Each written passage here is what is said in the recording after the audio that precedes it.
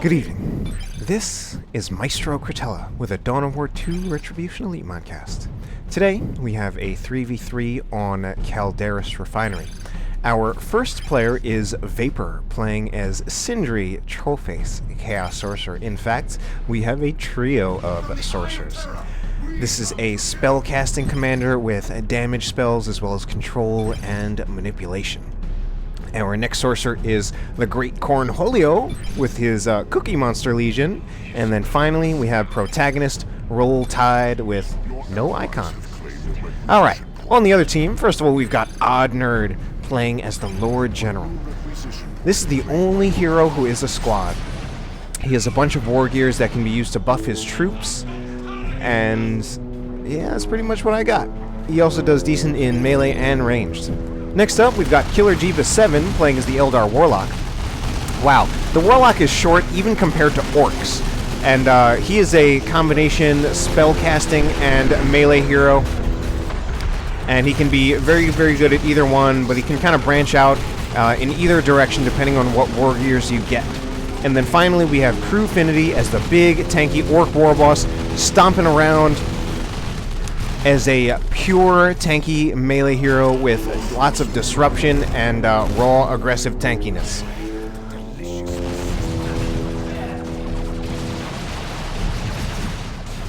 Alright, Sorcerer walking in, but he's getting shot way too much. It actually appears we've got a little bit of a double right here with Killer Jebus and Oddnerd shooting down the Protagonist. Meanwhile, on this side, we've got some Chaos Space Marines out of Worship, and they're going to win quite handily over two squads of unupgraded Shooter Boys. Even though these Shooter Boys are trying to get in cover, the Chaos Space Marines are in cover, and they're just going to win that fight handily. Banshees running in, trying to get models. Can they get a Chaos Space Marine model? They keep chasing. They do have their aspect. One model goes down, another one goes down, and he finally retreats them. Pretty nice play, pushing for two models, and did not push anymore, but now he's retreating through Heretics as well as Chaos Space Marines. Loses one model. Oh, two models go down, so he actually does manage to pay for that a little bit, but I'd say that's still a trade in favor of Killer Jebus. Lost two Howling Banshees at... that's going to cost him 80 requisition compared to the two Chaos Space Marine models. That's going to cost Cornholio 132 requisition. Anyway, Chaos Heretics getting shot to pieces right here. Meanwhile, the Chaos Space Marines are in cover. There are more range units here than Chaos Space Marines, but there is a Havoc backing it up, and that's really going to scare off the Sentinel from rushing in aggressively for the stump. But Chaos Space Marines also need to be careful about these grenade launchers from the Stormtroopers, since I believe that will actually ignore cover and do full damage to those units. Wow, we have a close call right here. Raptors going in to try to chase after the Slugger Boys. They actually do manage to take it down, and oh no, this is a huge trouble for the Pain Boy. Pain Boy got knocked down by the Sorcerer. He just might go down as well. It's another close call, but he's at 14 hit points. Can they finish him off with Doom Bolts? And he does manage to take out the Pain Boy, and it looks like the Warboss is down as well. Huge losses for Crewfinity, basically losing 3 units in that one engagement. Ouch.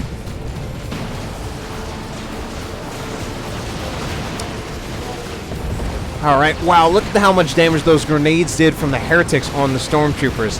Grenade launcher Heretics, usually a pretty good choice against Imperial Guard, since melee Heretics, sometimes it can be tough to get them into melee, and the grenades are very, very powerful against Imperial Guard squads. Anyway, Raptors look like they're really overstaying their welcome here, also losing models. We're going to see these Banshees. Yeah, Banshees, they're already at level 2, trying to finish off the Raptors, but instead they're the ones who might get finished off by some Doom Blasting Heretics, and we have some Channeling Runes to save them. Channeling Runes for the Warlock. So this is one of the more support-oriented war gears for the Warlock. It gives him a heal ability, and it actually heals over time, and it can actually be very useful to support Banshees in the middle of an engagement. It can really make it hard for them to lose models, and can make them last much longer, win fights that they wouldn't, and completely dominate fights that they would.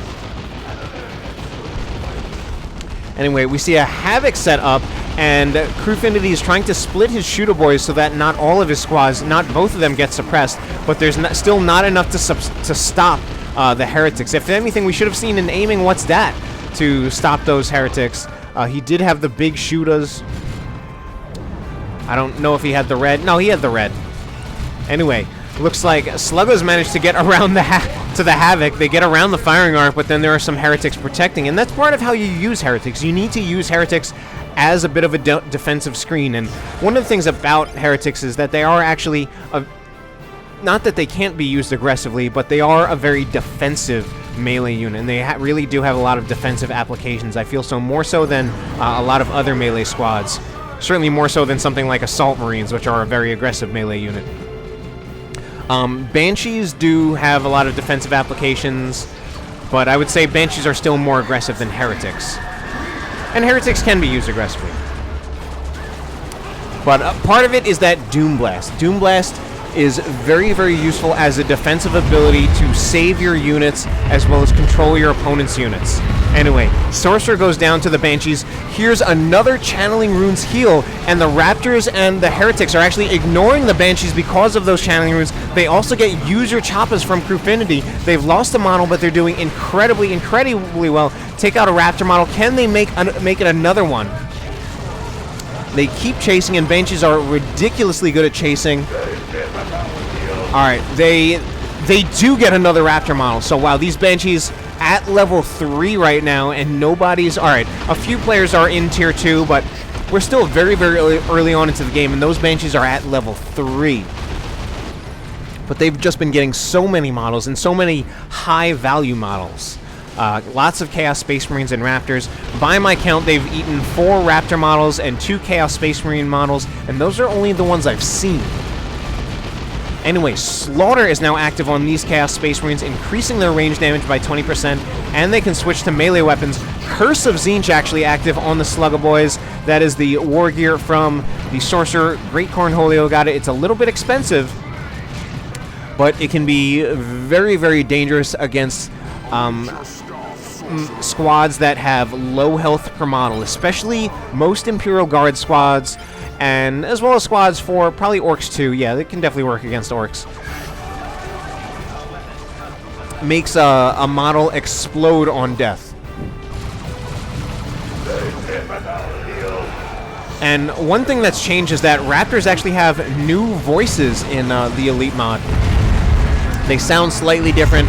Hard to really get it right now.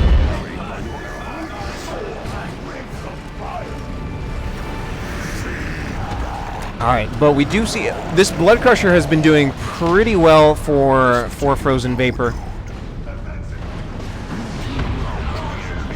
Doombolt's killing a lot of models. This Blood Crusher was out very, very early. He was the first to tier 2. He only had a build of 1 Heretic, 1 Raptor, 1 Chaos Space Marine, so he had a pretty cheap build. I don't think he invested much power, and now he's actually pushing into base. We have a Chimera out for Oddnerd. We also have a Missile Launcher Sentinel, and that could threaten the Blood Crusher, but some Raptors jump in to threaten the Sentinel. And this isn't going... The Raptors aren't going to last long, but this is buying enough time for the Blood Crusher to continue attacking this Chimera. This Chimera is nearly dead, and frankly, I think 2 or 3 more hits should do it. We even had a Warp Fire from the Sorcerer to do some damage to the Chimera, and wow, look at how incredibly aggressive Vapor was, pushing all the way into Oddnerd's base to take out that Chimera. Did not take out the Sentinel, but I mean, he committed hard and did not lose anything from that. Very, extremely well played. Meanwhile, back here, we've got some Slugga Boys.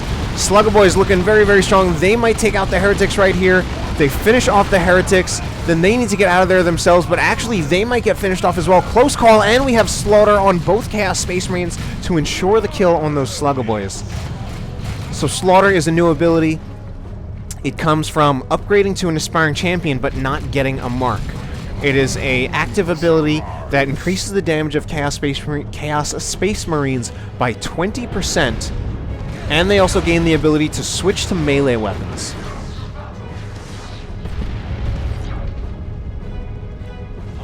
And it will be removed if you do get a mark upgrade.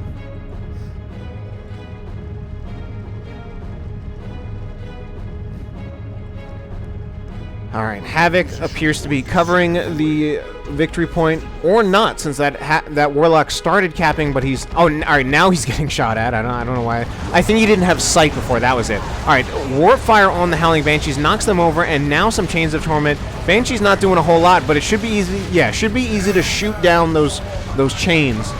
One of the things the Chains of Torment are a very powerful melee counter, but they're not very well used against ranged units, since ranged units will very, very quickly shoot down the central mass to disable the chains. Anyway, Sentinel's still alive and kicking. Typically hard to keep a Sentinel alive in Tier 2 against Chaos, because you have to deal with Tzeentch Chaos Space Marines, and here is one squad of Tzeentch Chaos Space Marines, and look at the damage that Sentinel is taking, and exactly what I was just talking about. If you leave it in for even a second against Tzeentch Chaos Space Marines, you can lose that Sentinel.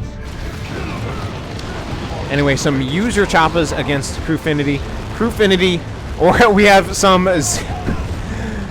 Sigil of the Rift shenanigans to pull back those Slugger Boys a little bit. And oh my god, wow, the Warboss, what an answer from Crewfinity. He went all the way into base to actually finish wiping out that Heretic squad. I believe it was a Heretic squad. Yeah, it was a Heretic squad.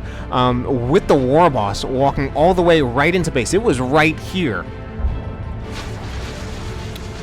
Anyway, infiltrated Sorcerer for Cornholio. Kind of just watching these... this silly Eldar right now shoot some Doom Bolts from long range to do damage. Looks like we're going to have a summoning circle, a Bloodletter summoning circle, and that is also from the Great Cornholio. Will prevent the Guardian weapon team from doing anything. Bloodletter or Blood Crusher still around, still doing stuff. And meanwhile over here we have more Sorcerers pushing in and being incredibly aggressive. This is the Protagonist. Protagonist using some Dark Flames on retreat. Will that finish off this Guardsman squad? Alright, no it does not. Does not do enough damage, and he does manage to get into base to get some healing going on. Anyway, what is this dude doing? He is all by himself with a plasma gun. And... So that squad is still alive. The other one, oh, the Sergeant was right here. And that was actually the one he was trying to wipe on retreat, but... and it looked like he had to attack ground to target that one Guardsman who was stuck in the terrain. And then just got exploded by an autocannon. Anyway, Tzeentch Chaos Space Marines being right now relatively uncontested. It is so hard to say Tzeentch Chaos Space Marines. I need to slow down a little bit to say that properly, or I swallow the syllables. Anyway, looks like Protagonist is going to have to move back from here at this point. He is getting doubled because we've got both the Eldar as well as the Guard. That does mean that on this side, it actually looks like Crewfinity is getting doubled over here. We have some more Curse of Tzeentch on the Slugger Boys. Slugger Boys so far, no model loss though to trigger the explosion. Still some damage going in though, so maybe we'll see an explosion, but nope. So, Curse of Tzeentch, it is a very interesting ability from the Sorcerer, and it can be extremely powerful, and at the same time, if you don't use it correctly, it can be a bit of a dud, and that was an example of where it was a dud. In that case, it does force the Sluggers to really, like, run away, because they can't really afford to let a model die, but it's just very unimpressive if a model doesn't die, because then there are no explosions that happen. And not too much is actually achieved aside from getting your opponent off the field, which is not to be underestimated, actually. And I've often said that before, so I don't want to downplay it in this engagement just because it is my hero. Double Slugger Boys from Crewfinity. Wow, he's really stacking up. He's gotten double Slugger Boys after all the losses he took in Tier 1. I'm surprised he hasn't invested more in Tier 2 stuff, because I'm pretty sure this second Slugger Boy squad he got in Tier 2. And he does have a Death Dread. I'm surprised he doesn't have something out like a Weird Boy. Weird Boy could definitely be very, very powerful. It looks like we had more Sigil of the Rift. And here is also the Witchblade of Kurnos with the Ethereal Slash ability. I'm actually a huge fan of this ability. It can do monstrous things. We have some more Guardsmen on retreat. One Guardsman squad actually does go down this time in retreat. And wow, 2 of them go down from those Dark Flames on retreat. Anyway, I think Crewfinity is actually doing very, very well now after a very rough start. Is having a little bit of trouble running into running into suppression, and that's part of the disadvantage of him going for his build of 2 shooters, 2 sluggers, and getting another slugger instead of getting like a weird boy. If he had a weird boy, I mean, something like a Havoc would be no problem. Not only would it be no problem, the weird boy would be the problem for the Havoc. He does have the Death Dread, which could also be used to deal with a Havoc, but instead he's using it to burn down generators, which, I mean, is part of what the Death Dread is built for, and that's one of its most effective ways of using it, basically. Anyway, I didn't even notice major VP lead for the red team. 430 to 207. VPs evened out at a 1-to-1 cap. And I don't know where this Warboss is going. Oh, he might be going after the Blood Crusher. Blood Crusher in a bit of trouble. Has to watch out for both the Death Dread as well as the Warboss. Warboss is going to need to take a lot of damage before he's forced off, especially because he has Ardboys active on him.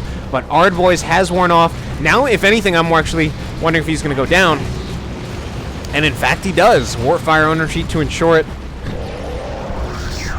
And here comes an Autarch call in, and Protagonist in full retreat, meanwhile also lost another one of his squads. I don't remember what squad it was. Maybe it was another squad of Chaos Space Marines.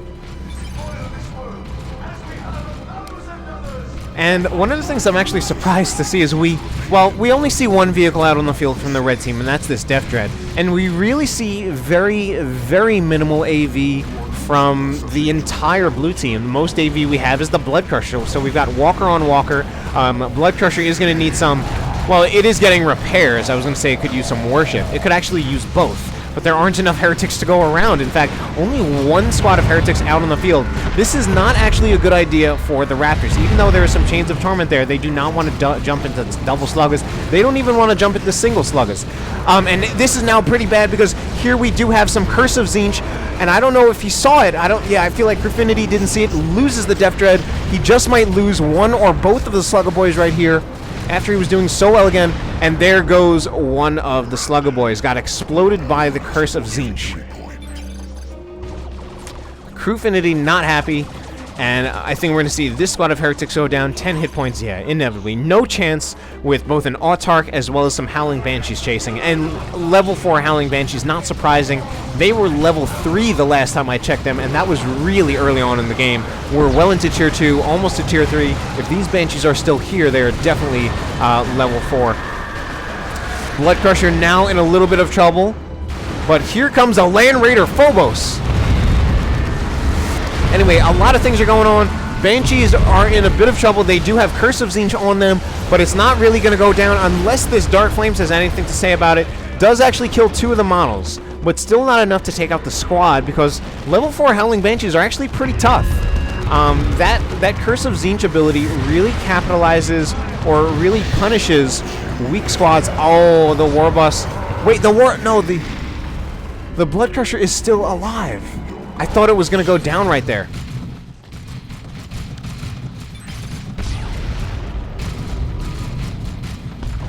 But, that Curse of Tzeentch ability is very, very effective against squads that have lots of models, but not that many hit points per model. It really relies on models being able to die easily, so it's actually not going to be that good against level 4 Howling Banshees. Should still be good enough against Guardsmen, especially level 1 Guardsmen. It will be very, very effective against, because these Guardsmen are new Guardsmen. They're fresh recruits, had to replace the old regiment that got wiped out. Weapons for the slaves of heresy.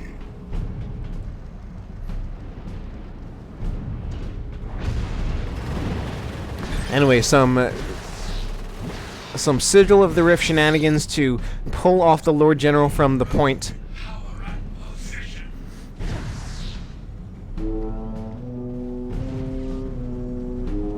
Really just delayed them from capturing a little bit, because Red Team, in part, they still have this massive lead in VPs, 422 to 132, nearly a 300-point lead in VPs.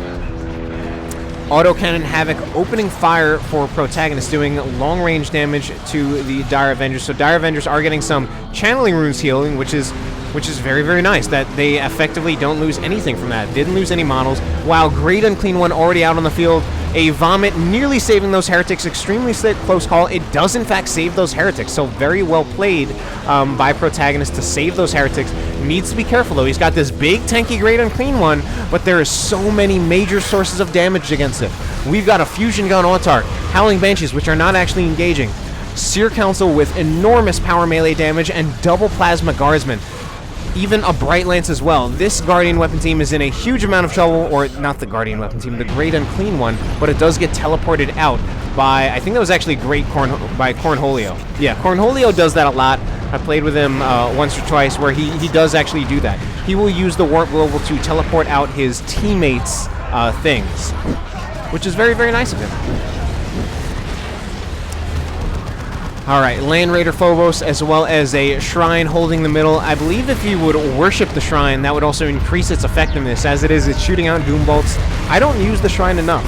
I mean, it is, of course, extremely situational, and right here, it just might go down from this Guardian weapon team. If he can get something to disrupt that, we have a Sorcerer, no teleport, so he cannot teleport and loses the Shrine. That's actually part of why I don't use Shrines. Alright. Lord General gets teleported out again over here.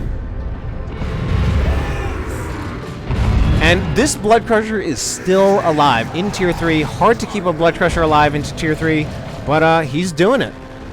Now, this is where having Grenade Launcher Heretics is at a bit of a disadvantage, because some Doom Blasting Heretics would really help to suppress the knobs for a little bit. Of course, Frenzy would allow them to break that, but I mean, part of the reason to use Doom Blast is to really suppress any squad, use it as a melee counter, shut down melee units on approach. Tank Bust is right here, meanwhile losing a lot of models trying to push hard for this Chaos Predator. And it's actually now a double cap for the blue team. They are managing to even out the VPs.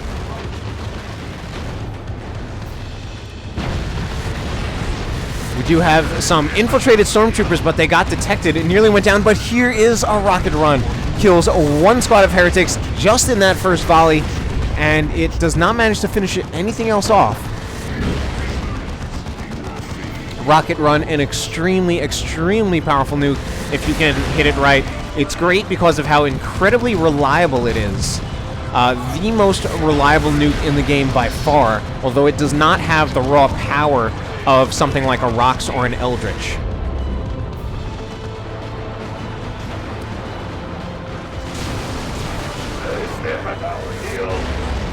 Alright, the red team does appear to be sending the blue team in retreat right now. This Warboss, oh, I was gonna say he's in a lot of trouble, and he does get taken out from behind enemy lines. He was so close to taking out the Predator. I don't know if one more hit would have done it, but certainly two would have finished him off. Raptor's nearly dead at this point. But here are some subjugated Howling Banshees taking out multiple Seer Council models, I think. Actually, I only saw them take out one model. But so we are seeing some subjugation. Very, very nice called shot with the Tank Buster Barrage to finish off that Predator. Meanwhile, Crewfinity has again lost a lot of stuff. He lost both of his Sluggers, and he lost one squad of Shooter Boys.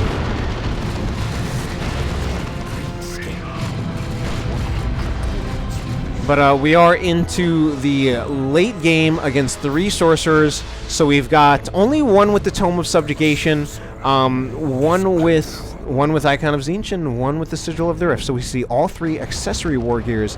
Now, of course, the Tome of Subjugation is really the choice war gear for dealing with those elite infantry units. So if anything, I'm surprised to see a Seer Council purchase and a Knob purchase. Since the Sorcerer is pretty good at countering that with the Tome of Subjugation, although generally the Sigil of the Rift generally has the best overall value out of the accessories for the Sorcerer. It's generally just the most useful overall, the least situational, and has the most applications.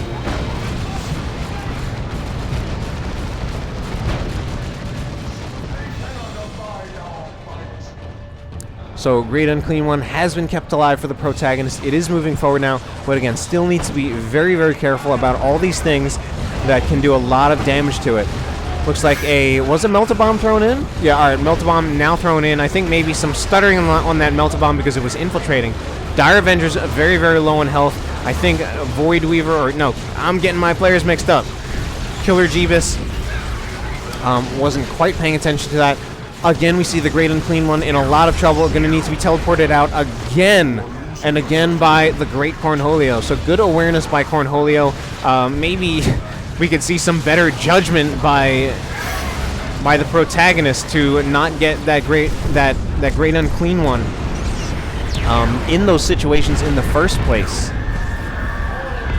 Anyway, oh my god, Raptors, what are they doing? They jumped into both Seer Council as well as Howling Banshees. They're not going to make it out of there alive. Meanwhile, both the Banshees as well as the Seer Council do as well. I mean, even just one of those squads, the level 4 Howling Banshees or the Seer Council by themselves would take out the Raptors. So Raptors jumping into both of those is really, really bad news. This may finally be the end of the Blood Crusher. But we do have some Tome of Subjugation again. This time has the Ogrins chasing down the Leman Russ. I don't think it's going to be enough, but it does do quite a bit of damage, and the Blood Crusher finally goes down. Crewfinity not too happy about something again. Not sure what. Maybe it's this Warboss going down to a Land Raider Phobos. But he was never going to do that well against the Land Raider Phobos. He would get stunned by the Dirge Caster. And Land Raider Phobos just has a little bit too much health, as well as doing a little too much damage to a Warboss. Warboss, meanwhile, he doesn't have the heavy armor or anything either. Anyway, a VP is actually pretty close to being evened out right now, 100 to 212, with the blue team really maintaining this double cap for a while now, because they've taken 200 VPs recently while only giving up, I believe, about 13 in the past 5-10 minutes or so. They've inflicted some heavy losses on, well, mainly Crewfinity. Actually, they've definitely inflicted a lot of heavy losses on Oddnerd as well, but he's also replaced his losses. Meanwhile, it looks like the blue team themselves taking some losses. Vapor and Protagonist only with 3 units out on the field in addition to their Sorcerer.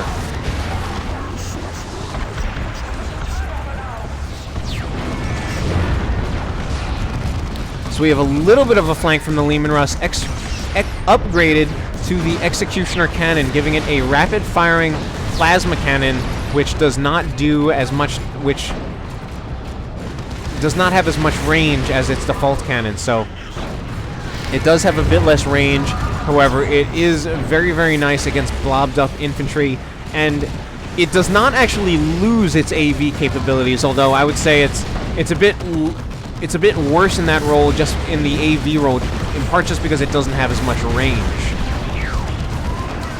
But I mean, it does plasma cannon damage, which still does full damage to vehicles. Alright, oh, this squad of Stormtroopers, I don't see that getting out of there alive. Yeah, not a chance. Meanwhile, Crewfinity only operating with a few squads right now. He's got Tank Busters, Knobs, and Shooter Boys, and we see now 2 Great Unclean Ones and a Land Raider Phobos, so we have 1 super unit per Sorcerer player.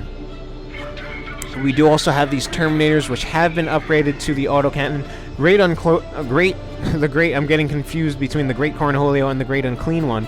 Cornholio holding it down with now 6 squads out on the field, and he's been doing a lot to really hold the middle, I think, which is really keeping the blue team in this game, and now not only keeping them in this game, but bringing them back, because it's now 100 to 127. This is now anyone's game, with the blue team looking to be the team with the momentum, because they have not given up VPs in a really, really long time after their early deficit.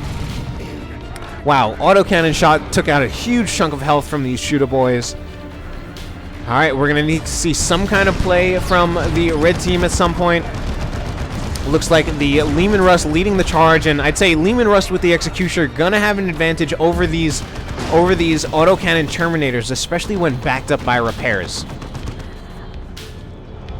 So it just needs to be a bit careful because we have dual Plague Marines and, of course, the Land Raider Phobos. Now moving in a bit too much, needs to move back. It is snared and needs those repairs, needs constant repairs, but needs to be careful, needs to not path block itself. Oh no, this Leman Russ now appears to be in trouble, but he's moving back the Guardsmen as well, which is not the right decision, and he loses the Leman Russ. So, I mean, I don't think it was the wrong idea to have the Leman Russ in front, but he wasn't quite there with his Guardsman repairs or even with the support from other units. Anyway, Guardsmen now charging the Land Raider Phobos. They are in range to actually get Dirge casted, and they do. So all three of these squads right now getting hit by that Dirge caster, and I mean the Dirge caster doesn't last that long.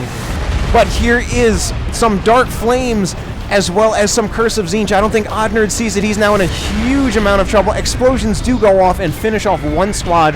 Ironically, it doesn't finish off the squad that actually had Curse of Tzeentch on it. I don't know if it's actually ironic, but it's surprising. One Great Unclean One goes down. Other one's still alive for Protagonist. Meanwhile, stunning some knobs. And we have a Predator driving around, backing up, making sure it doesn't get killed by these knobs. Knobs now actually in a little bit of trouble. Do not lose any of their models yet, but they definitely lost more than half of their hit points. And now we actually see the blue team with finally having the VP lead 100-74, and they're soon going to get the double cap. We even have a Demon Shield from one of the players, and that actually appears to be Protagonist, or the Demonic Shield.